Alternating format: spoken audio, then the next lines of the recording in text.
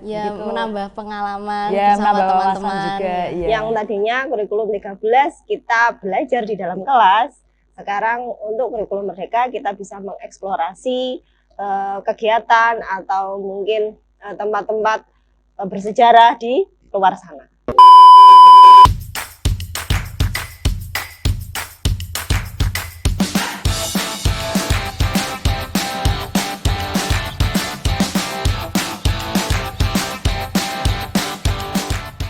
Assalamualaikum warahmatullahi wabarakatuh.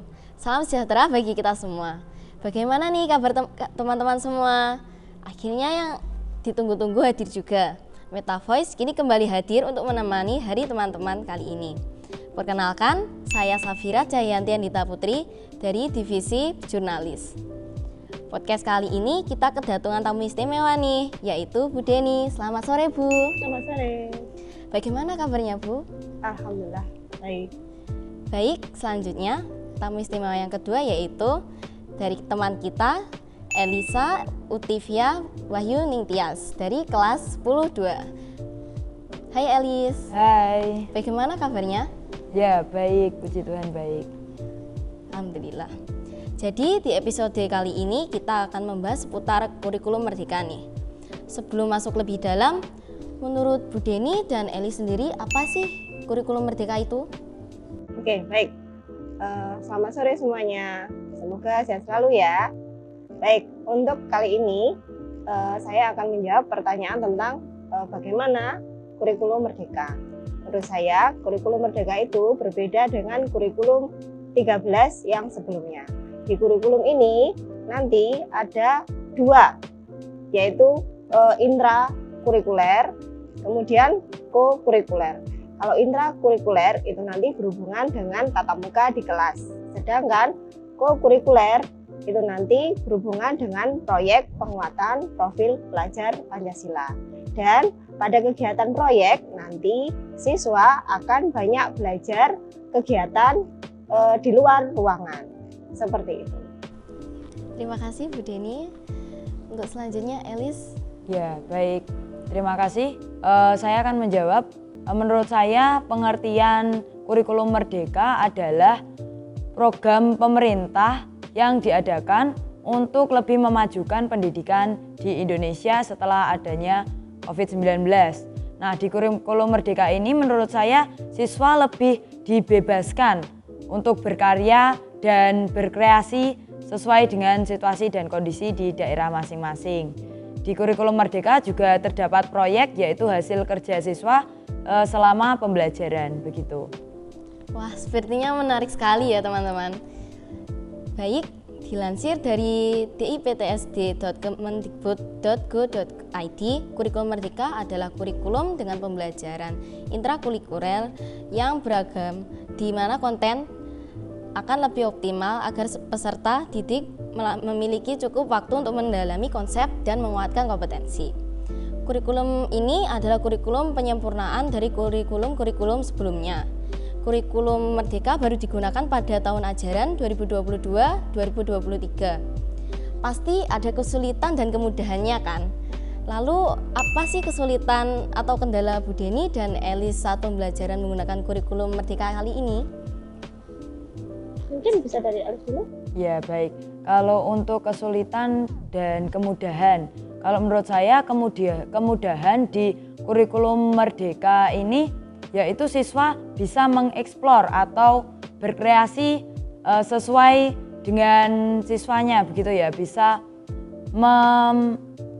mempelajari kurikulum atau mempelajari pelajaran itu tidak hanya dari gurunya saja atau tidak hanya dari buku saja, tetapi bisa mengambil dari sumber-sumber misalnya di internet begitu. Jadi siswa bisa lebih mengeksplor atau mengembangkan materi. Kalau untuk kesulitannya menurut saya di kurikulum Merdeka ini terlalu banyak kegiatan kelompok begitu ya. Jadi membuat saya itu sedikit bingung dengan kurikulum ini. Mungkin ya memang masih penyesuaian dengan kurikulum sebelumnya. Misalnya di kurikulum Merdeka itu pelajaran A memiliki tugas yaitu berkelompok. Nah, di pelajaran B itu juga berkelompok juga. Nah, itu membuat siswa itu misalnya berkelompoknya ini berbeda anggota begitu. Jadi bingung, memang perlu penyesuaian lagi. Lalu untuk buku itu juga masih kurang ya untuk referensinya. Maka dari itu siswa diharapkan untuk mengembangkan materi sendiri, yaitu dengan mengambil dari sumber-sumber, misalnya internet tadi. Baik, mungkin dari Bu Deni. Oke, terima kasih. Memang benar apa yang dikatakan Elis. Kalau dari segi belajar, memang untuk kurikulum merdeka ditekankan pembelajaran kepada siswa, karena memang yang aktif di sini siswanya, seperti itu.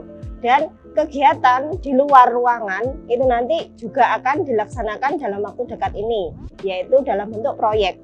Nah, untuk proyek kebetulan besok itu ada kegiatan untuk berkunjung ke beberapa tempat untuk menggali bagaimana potensi dari tempat-tempat tersebut, sehingga siswa nanti bisa mengetahui apa sih yang ada di daerahnya, sehingga nanti dari pengetahuan yang sudah mereka gali nanti akan mereka presentasikan di kelas. Jadi untuk kurikulum merdeka memang sedikit berbeda dengan kurikulum K13 kemarin.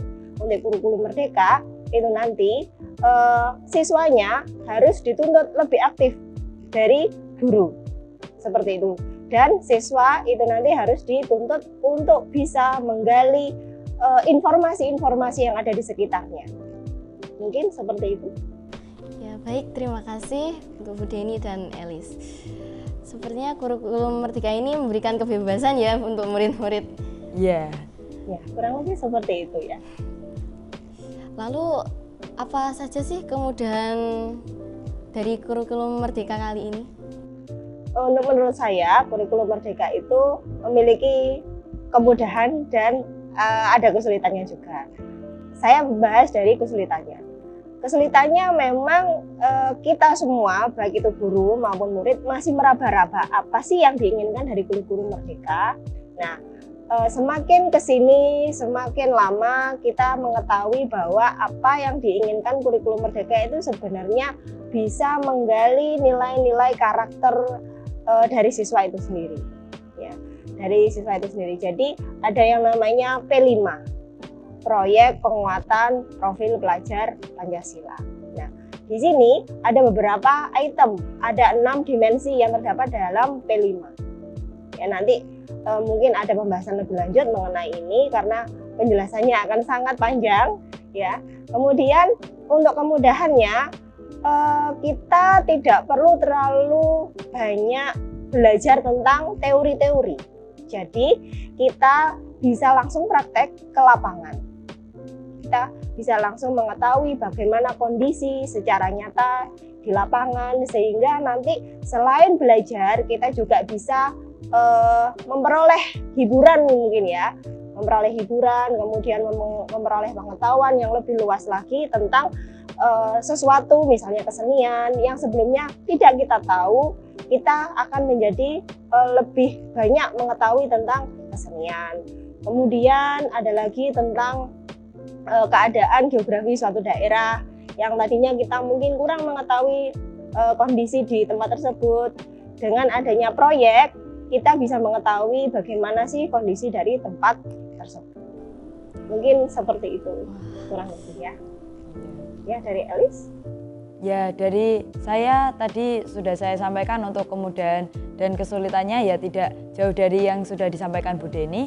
Menurut saya kesulitannya ya karena tadi referensi dari bukunya mungkin masih kurang lengkap begitu ya, siswa kan dituntut untuk lebih aktif daripada gurunya, maka dari itu siswa harus mengembangkan materinya sendiri, bisa dari sumber-sumber, lalu siswa juga bisa langsung turun ke lokasi, bisa langsung mengobservasi bagaimana sih tugas yang sudah diberikan guru melalui proyek ini begitu. Lalu ya mungkin itu tadi yang selanjutnya tadi sudah disampaikan oleh Bu Deni. Kita di sini di kurikulum merdeka langsung turun ke lapangan ya. Jadi sepertinya sangat seru sekali. Ya, bisa langsung observasi, bisa langsung lihat ya, gitu. Menambah pengalaman bersama menambah teman-teman juga. Ya. Yang tadinya kurikulum 13 kita belajar di dalam kelas, sekarang untuk kurikulum merdeka kita bisa mengeksplorasi kegiatan atau mungkin tempat-tempat bersejarah di luar sana. Ngomong-ngomong, Elis gimana sih perasaannya menggunakan kurikulum kali ini? Menyenangkan atau bagaimana? Ya, kalau saya menggunakan kurikulum pada saat ini yaitu kurikulum Merdeka, perasaan saya senang karena bisa langsung melihat bagaimana yang ada di daerah saya begitu. Saya kan mengerjakan proyek ya, jadi saya bisa langsung turun ke lapangan, bisa langsung melihat oh ternyata seperti ini, bisa langsung tahu dari narasumbernya, wawancara begitu. Kalau dulu di kurikulum K13 kan kita hanya pembelajaran di luar, di dalam ruangan begitu, jadi kita kurang explore. Kalau di kurikulum Merdeka ini murid bisa lebih aktif, bisa lebih tahu lagi begitu. Menurut Bu Deni, pembelajaran menggunakan kurikulum Merdeka itu efektif atau tidak ya? Dan lebih efektif mana, kurikulum saat ini atau kurikulum sebelumnya? Oke, begini, untuk efektif atau tidak, sejauh ini guru itu belum bisa menilai mana yang lebih efektif atau tidak, ya, karena masing-masing kurikulum memiliki kelemahan dan kelebihan masing-masing. Masing-masing kurikulum juga memiliki kesulitan dan kemudahan. Tetapi selama beberapa bulan ini SMA 1 memakai kurikulum Merdeka, kita menjalaninya dengan enjoy. Artinya apapun yang ada di kurikulum Merdeka itu kita lakukan sesuai dengan aturan yang ada. Jadinya kalau misalnya efektif atau tidak selama beberapa bulan ini, saya rasa ada efektifnya juga, kemudian ada kurang efektifnya juga, seperti itu. Karena memang dari kurikulum Merdeka itu ada proyek yang kegiatannya berada di luar kelas, ada juga yang di dalam kelas berupa tatap muka, dan sekolah harus bisa membagi antara kegiatan tatap muka di kelas dengan kegiatan proyek di luar kelas. Nah, seperti itu. Mungkin kesulitannya di sini karena mengkondisikan proyek di luar kelas itu memang merupakan tantangan tersendiri bagi sekolah, bagaimana agar para siswa itu bisa mengkondisikan bagaimana sih kegiatan di luar kelas itu supaya tertib, kemudian terkondisikan dengan baik. Mungkin seperti itu. Gitu ya. Ya, memang ada serunya juga, ada tantangannya juga. Ya, kita nikmati saja. Seru sekali ya sepertinya. Kalau Elis sendiri selama ini bagaimana sih pembelajaran proyek itu? Saya sebagai host mau tahu nih bagaimana sistemnya. Oh iya, baik. Kalau selama ini proyek di SMA 1 yaitu langsung turun observasi menuju lokasi ya. Jadi SMA 1 kan mengambil tema kearifan lokal di Kota Kediri. Nah, kebetulan saya mendapatkan tema Kampung Heritage. Nah, sebelumnya itu saya tidak tahu Kampung Heritage itu di Kota Kediri itu berada di mana. Nah, setelah proyek ini saya bisa langsung turun ke lokasi, bisa langsung mengobservasi, bisa cari tahu lebih detail mengenai Kampung Heritage. Lalu kesulitan saya dalam proyek itu saat menyusun hasil laporan gitu ya, karena masih penyesuaian, belum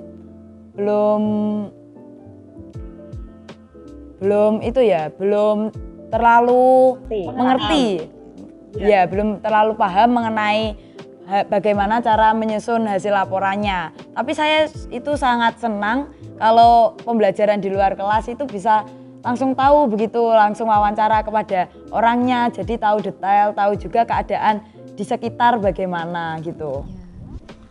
Jadi di dalam proyek ini kita juga kayak mengasah kearifan lokal, mengasah kemampuan kita untuk mengetahui bagaimana sih, apa saja sih kearifan lokal yang ada di sekitar kita. Kadang-kadang malah yang dekat dengan rumah kita pun kita tidak tahu gitu loh. Jadi dari proyek ini kita bisa mengetahui, oh ternyata di sekitar tempat tinggal saya ada loh kesenian seperti ini, ada loh tempat yang bagus seperti ini, tapi kita nggak tahu gitu. Iya, betul sekali Bu. Jadi di proyek ini kita juga bukan dituntut, tapi kayak ditantang bisa. ya, ditantang Iya, lebih iya. ditantang Bisa. untuk mengeluarkan kemampuan kita untuk menggali Iya, betul informasi sekali. dan bagaimana cara kita mengeksplorasi dari Iya, mengeksplor. tempat tersebut. serta melestarikan Melestarikan, budaya. betul. Iya, Iya. melestarikan budayanya. Dan mengenai proyek yang dilaksanakan pada pembelajaran kurikulum Merdeka, apa saja yang harus disiapkan untuk bahan ajar murid-murid ya Bu? Oke, begini, untuk persiapan proyek yang dilaksanakan pada kurikulum Merdeka itu nanti murid perlu membuat sebuah proposal. Jadi proposal itu nanti berisi tentang apa yang akan diangkat dalam proposal mereka, apa yang akan diketahui, yang ingin diketahui oleh siswa di proposal mereka itu apa. Ya, nanti siswa dibebaskan untuk memilih apa ya istilahnya judulnya. Mereka ingin mengetahui apa, ingin meneliti apa, ingin mengobservasi apa, kesenian kah, kemudian mungkin makanan khas atau suatu tempat bersejarah di Kota Kediri dan sekitarnya.